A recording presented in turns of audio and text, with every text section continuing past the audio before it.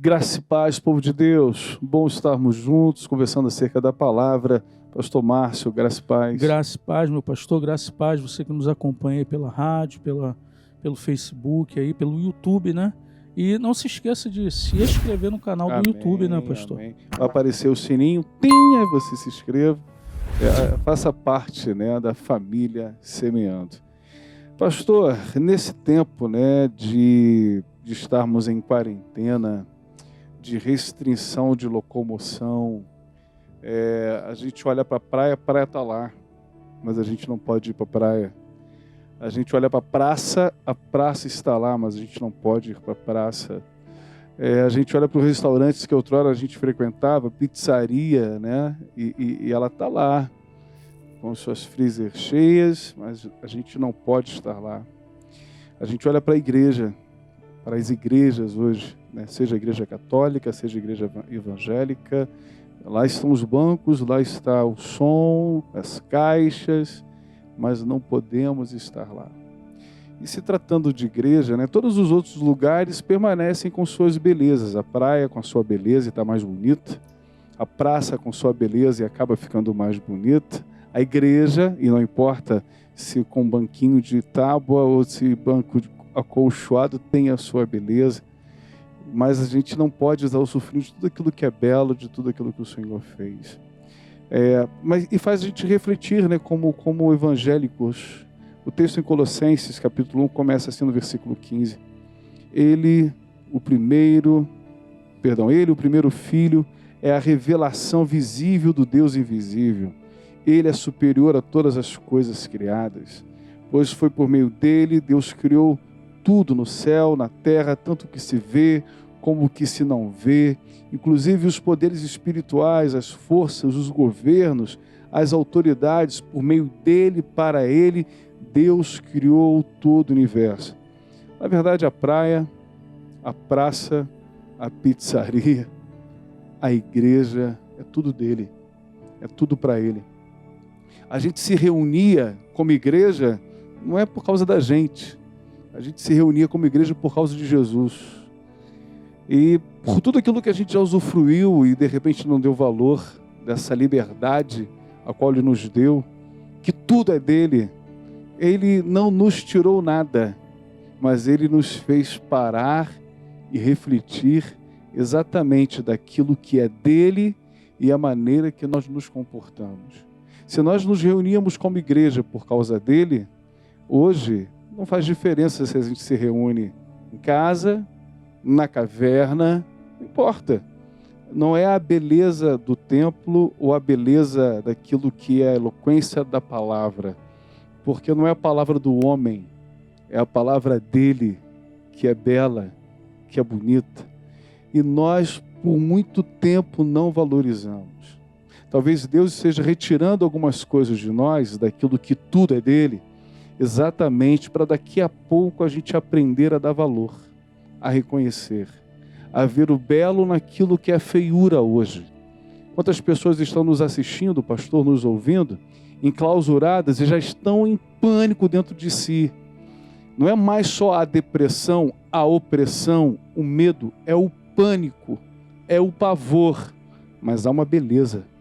A beleza está aí e a gente nunca talvez tenha valorizado. O mundo não vai ser mais o mesmo, os evangélicos não serão mais os mesmos, né?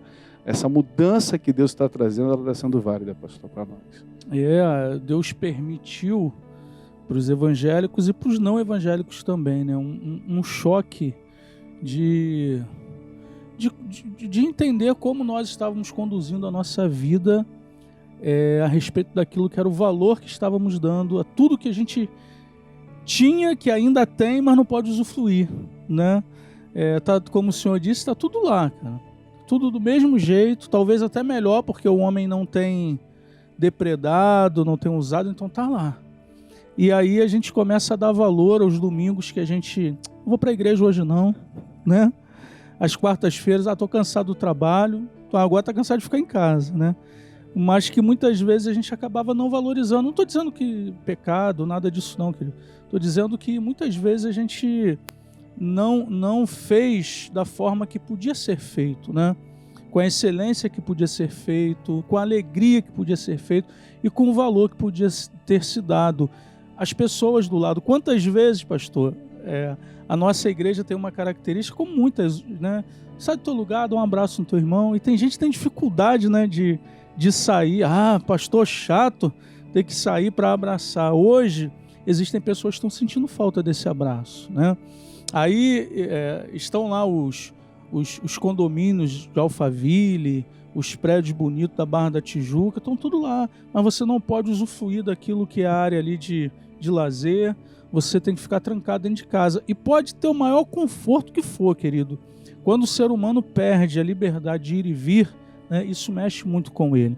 E o que tem mexido muito agora, pastor, também é a questão dessa parte econômica. Isso tem deixado as pessoas muito preocupadas, né? Mas eu entendo, pastor, que a gente aprende com a Bíblia o seguinte: o Senhor sempre busca nos ensinar, os pastores, a liderança, a Bíblia, de que nós somos a igreja, né? Aí eu lembrei aqui, quando o senhor estava ministrando, de Paulo e Silas, né? Eles foram impedidos de ir, de continuar. Eles saíram de casa para ir para a igreja, e agora não podia mais para a igreja, e foram lançados na cadeia por conta disso. Mas ainda na cadeia, eles não deixaram de ser igreja, né? Eles não deixaram a angústia da prisão, as dores das feridas ali que sofreram, a humilhação na frente de um monte de pessoas, e por ter feito nada, ser lançado na cadeia. Não deixaram nada disso mexer com aquilo que foi emocional, com aquilo que foi o coração, com aquilo que foi a vida e a intimidade deles com o Senhor. Hoje, nós precisamos nos comportar assim, querido. Tiraram por um tempo a nossa liberdade de ir e vir, né? Mas entendemos que Deus está agindo em tudo isso, como o Senhor disse. Talvez é para a gente parar e olhar e sair. Quando sair desse confinamento, valorizar mais o próximo, valorizar mais a ida na escola para resolver um problema do teu filho e não ir até lá reclamando, né? De ir no supermercado com alegria de poder ter o dinheiro para ir lá comprar, né? E coisas simples do dia a dia que muitas vezes a gente acha que é normal, e hoje a gente está aprendendo a valorizar tudo isso, inclusive o fato de ter a liberdade de ir à igreja, buscar o Senhor e estar junto com seus irmãos, né? Nesse tempo, o pensamento do eu, né? Essa emblemática do eu, onde o eu tinha tudo, mas na verdade o eu não tem nada. Nada é nosso. O palacete vira uma prisão. Mas aquilo que Deus está nos trazendo nesse tempo, o Senhor colocou com muita propriedade essa linha de raciocínio, nos faz refletir exatamente naquilo que hoje o trabalhador, que trabalhava de manhã, né, para conseguir comer à noite, e quantas vezes ele já amaldiçoou o trabalho dele de manhã, e quando foi comprar salsicha à noite, não glorificou. E o Senhor, nas pequenas coisas, né, quando recebe 3 pães e 2 peixinhos, ele não confrontou Deus. Olha o cacareco de coisa que o Senhor está me dando, né? Olha esse dia chuvoso, olha esse ônibus cheio. Não. Jesus, ele pega 5 pães e 2 peixinhos, né? Levanta e fala: Pai, graças eu te dou. Talvez seja o tempo de você em casa, onde você está, nesse isolamento, dobrar seu joelho e dizer: Pai, graças eu te dou.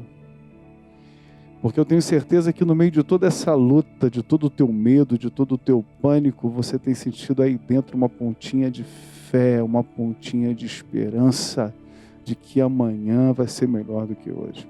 E é isso que move a igreja, porque a igreja não são as paredes do templo, né? Igreja são pessoas, igreja é gente, não é um lugar. Que nesse tempo que a gente está conversando aqui, o Espírito Santo ministra ao teu coração a valorização. Daqui a pouco isso vai acabar, não é, pastor? Aí você vai poder ir e voltar diferente de como foi no passado. Mas o Senhor vai continuar te abençoando. E talvez a gente precise dessa consciência, né, de receber a graça de Deus. Talvez você tenha entrado nesse período aí como um murmurador. Mas você, nesse meio tempo, Deus vai te transformar em um adorador para a glória dele. Deus te abençoe. Beijo no teu coração, querido. Inscreva no canal, viu? Deus a paz.